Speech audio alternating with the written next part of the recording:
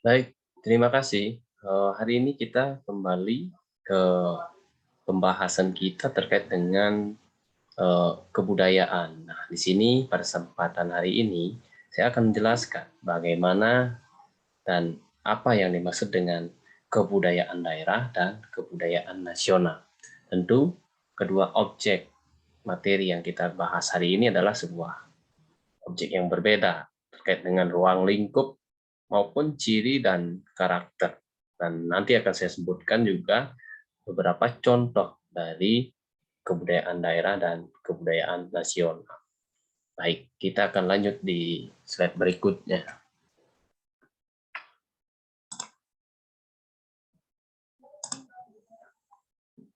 Baik, nah, kebudayaan daerah. Kebudayaan daerah diartikan sebagai kebudayaan khas yang terdapat pada wilayah tersebut. Kemudian, menurut Kucaraningrat, kebudayaan daerah sama dengan konsep suku bangsa, dan suatu kebudayaan tidak lepas dari pola kegiatan masyarakat.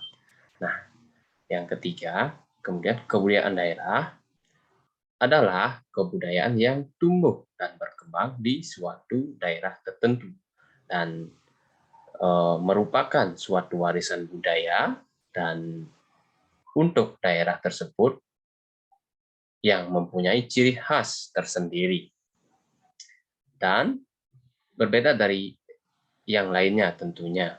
Dan kemudian budaya yang terkait dengan tradisi juga dapat diartikan sebagai penentu norma dalam perilaku yang teratur, serta merupakan kesenian verbal pada umumnya untuk meneruskan kebiasaan dan nilai-nilai budaya daerah. Jadi, dalam hal ini, pada kesimpulannya, budayaan daerah itu ialah sebuah kebudayaan yang khas dari masing-masing daerah. Jadi, kebudayaan daerah tersebut tumbuh dan berkembang memang benar-benar di daerah mereka masing-masing. Dan tentunya pada kesempatan tersebut memang terjadi regenerasi atau tumbuh sebuah kebudayaan di daerah tersebut. Baik, kemudian selanjutnya, nah, tentu kita akan berpikir bagaimana kebudayaan itu bisa tumbuh di Indonesia ini, sedangkan ada dalam ruang kebudayaan nasional.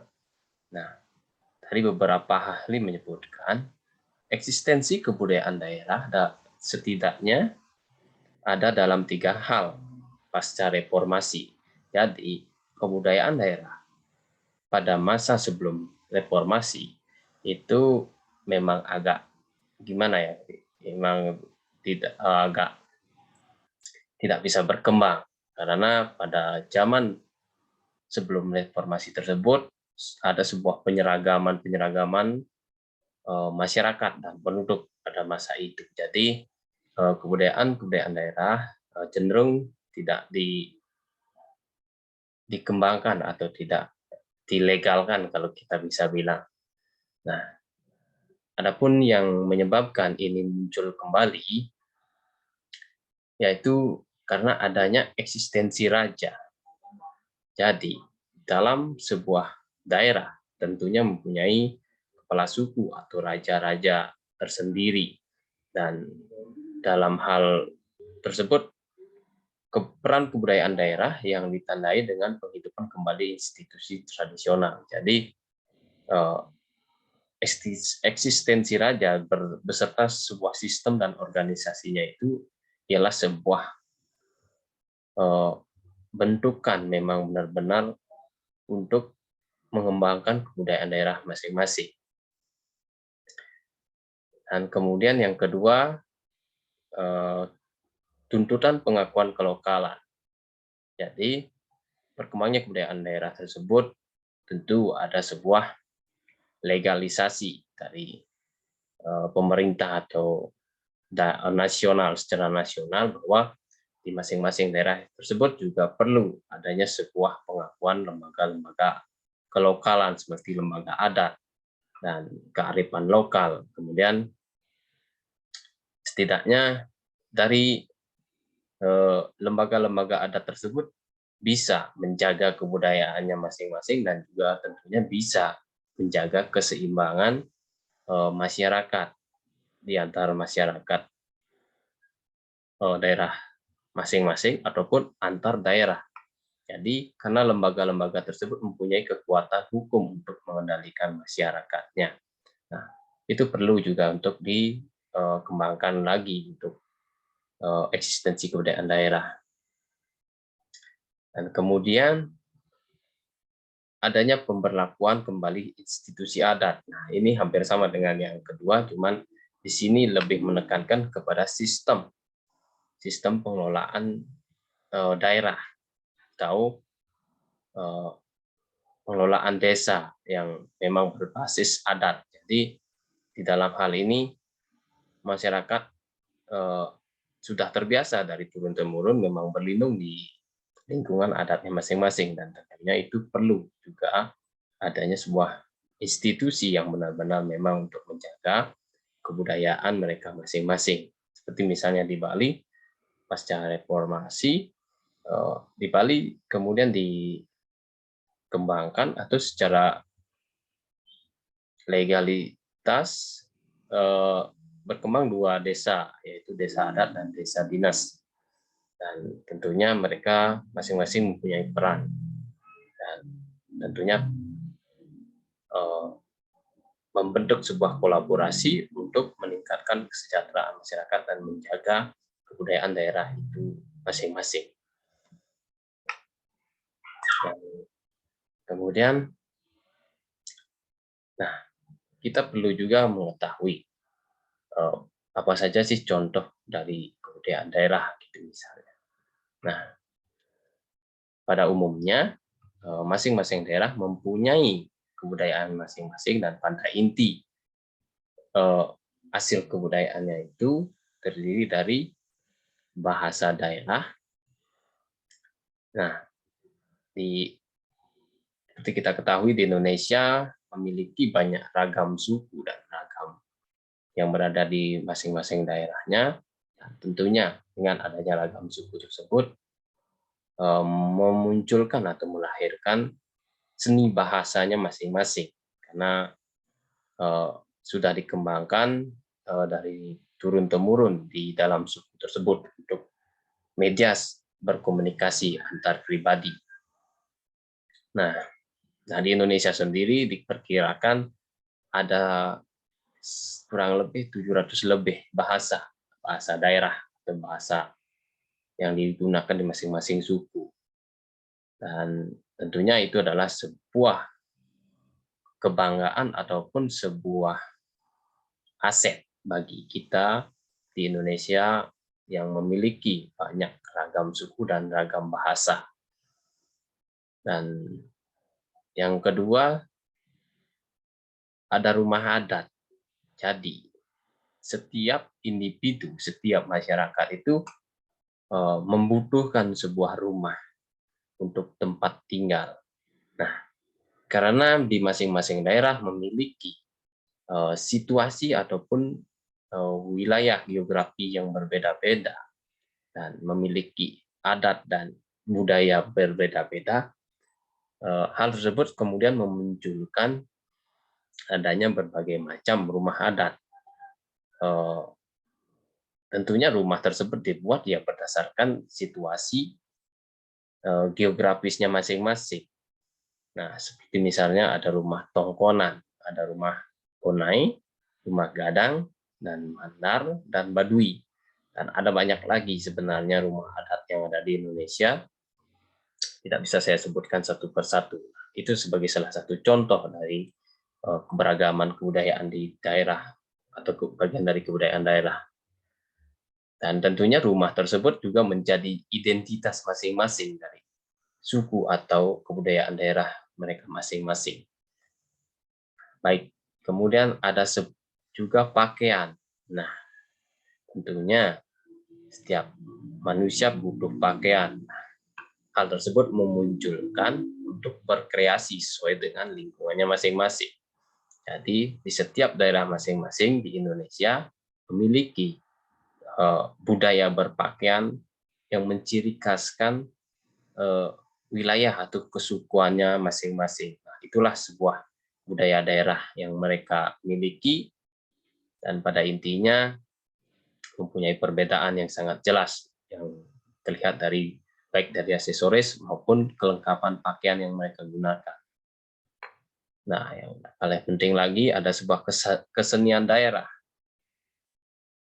Dan tentunya kesenian daerah itu sangat banyak dan tidak terhitung, baik dari segi musik, dekorasi ukiran bangunan, kemudian ada kesenian, mungkin kesenian lukisan, ada kesenian tari, kemudian dan kesenian lain-lainnya lagi. Sangat banyak sebenarnya di Indonesia dan tentunya di setiap masing-masing daerah memiliki keseniannya masing-masing. Dan yang menjadi ciri khas biasanya kesenian sering dimunculkan dalam bentuk tarian. Dan di Indonesia tersendiri juga mempunyai banyak tari yang menjadi ciri khas daerah masing-masing. Seperti tari Saman, tari Tortor, tari Merak, tari Serimpi, tari Kipas, tari Piring maksud saya, dan tari Gong. Ada juga tari Pendet, tari Barong, banyak di Indonesia. Dan tentunya itu sudah memunculkan atau mengidentifikasikan sebagai identitas masing-masing daerah. Nah, kurang lebih seperti itu apa yang dimaksud dengan kebudayaan daerah dan apa contoh keberagaman kebudayaan daerah tersebut. Dan kemudian saya lanjut. Nah, sekarang kebudayaan nasional. Nah, apa sih kebudayaan nasional? Apa bedanya dengan kebudayaan daerah? Dan begitu. Jadi, pengertian kebudayaan nasional menurut Kucerniat dan Undang-Undang Dasar 1945 bahwa budaya Indonesia merupakan semua kebudayaan nasional, kebudayaan lokal, ataupun kebudayaan asing yang sudah ada di Indonesia sebelum Indonesia merdeka pada tahun 1945. Dan kebudayaan Indonesia sebenarnya dimulai dan dibangun oleh pendahulu kita yang mengacu pada nilai-nilai yang dipahami, dianut, dan dipedomi oleh bangsa Indonesia itu sendiri. Nilai-nilai tersebut ada dan terkandung dalam sistem budaya etnik yang ada di Indonesia. Nilai-nilai tersebut telah dianggap sebagai puncak dari kebudayaan daerah dan sebagaimana ciri khas kebudayaan bangsa Indonesia itu sendiri. Nah, kebudayaan nasional Indonesia adalah kebudayaan yang berasal dari bangsa Indonesia itu sendiri, yaitu semua nilai-nilai luhur, falsafah bangsa yang berada di dalam masyarakat dan hal tersebut murni dari Indonesia itu sendiri. Nah, jadi pada intinya di sini adalah sebuah perkumpulan dari berbagai budaya yang ada di Indonesia, diambil nilai-nilainya dan kemudian disaring dan dibentuk menjadi nilai-nilai nasional. Dan tentunya hal tersebut sudah diperhitungkan secara matang oleh para pendahulu kita di Indonesia sebelum merdeka. Dan selanjutnya, bagaimana karakteristik budaya nasional? Yang pertama yaitu adalah sebuah keberagaman. Nah, kebudayaan nasional pada intinya adalah gabungan dari berbagai macam budaya atau budaya daerah di suatu negara tertentu seperti Indonesia. Prinsipnya yaitu Bhinneka Tunggal Ika yang berarti berbeda-beda tetapi tetap satu. Jadi salah satu karakter budaya nasional itu adalah menjaga keberagaman itu sendiri meskipun di Indonesia itu terdiri dari berbagai suku dan berbagai budaya daerah. Namun, hal tersebut menjadi modal untuk identitas Indonesia itu sendiri yang memang benar-benar berprinsip bahwa kita, meskipun kita berbeda, tetapi tetap kita menjadi satu bagian, seperti yang dibangun dalam falsafah nasional, yaitu Bhinneka Tunggal Ika yang ada di lambang negara Garuda Pancasila. Dan itulah karakter budaya nasional yang memang benar-benar mempunyai prinsip membangun dan menjaga keberagaman. Kemudian bahasa Indonesia. Nah, salah satu karakter dari bahasa Indonesia yang paling menonjol di Indonesia adalah bahasa Indonesia. Nah, jadi itu yang saya sebutkan tadi, bahwa di Indonesia itu sendiri terdiri dari berbagai bahasa, banyak macam bahasa hingga 700 lebih, dan tentunya bahasanya memang sangat berbeda-beda dari masing-masing daerah atau suku tersebut. Nah, untuk penyeragaman secara nasional untuk berkomunikasi dengan efisien dan efektif, sangat diperlukan sebuah bahasa yang benar-benar menjadi bahasa nasional yang menjadi alat penghubung antar suku di Indonesia untuk berkomunikasi membangun negara ini. Jadi telah disepakati bahwa di Indonesia itu ada satu bahasa yang memang bahasa resmi yang digunakan secara nasional, yaitu bahasa Indonesia. Dan jejak penggunaan bahasa Indonesia itu disepakati sudah mulai pada masa atau pada zaman sebelum merdeka, yaitu tepatnya pada Sumpah Pemuda, maksud saya pada tahun 1928. Dan dalam hal tersebut sudah ada sebuah konsensus yang benar-benar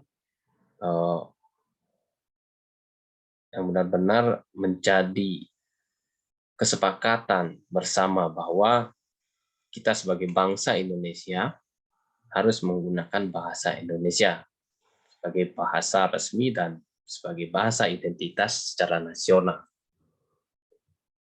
Kemudian berikutnya, proses pembentukan kebudayaan nasional Indonesia, baik identitas nasional dan kesadaran nasional. Nah, tentunya kebudayaan nasional Indonesia itu tidak begitu ada dengan sendirinya tanpa ada sebuah proses. Dalam hal ini, untuk membangun kebudayaan nasional yang ajak dan yang benar-benar konsisten, perlu adanya sebuah proses pembentukan. Yang pertama yang mulai dari sebuah bangunan identitas. Nah, dengan memiliki identitas secara nasional, tentunya akan membangun sebuah pemikiran atau pola pikir dan membangun sikap mental kepada semua masyarakat agar benar-benar mencintai negaranya sendiri. Jadi, di masa awal Indonesia merdeka, identitas nasional ditandai oleh bentuk fisik dan kebijakan umum. Identitas dan kebijakan tersebut diantaranya ialah penghormatan terhadap Sang Saka Merah Putih, lagu kebangsaan Indonesia Raya, bahasa nasional, dan pembentukan aparatur negara seperti misalnya TNI dan Polri. Yang kedua, proses pembentukan kesadaran. Jadi, untuk membangun kebudayaan nasional diperlukan sebuah kesadaran bagi setiap insan dan masyarakat di Indonesia.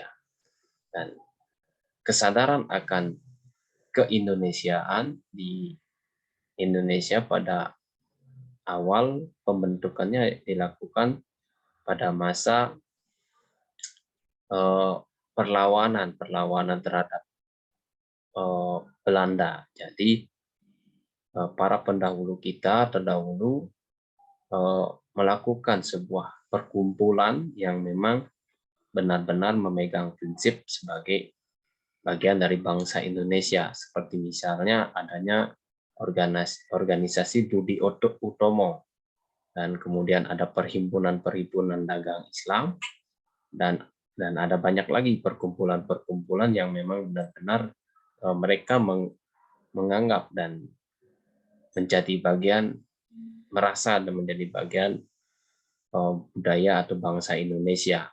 Dan kemudian dilanjutkan seperti yang saya sebutkan tadi, adanya sebuah sumpah pemuda yang benar-benar bagian dari sebuah komitmen bersama bahwa kita bagian dari bangsa Indonesia.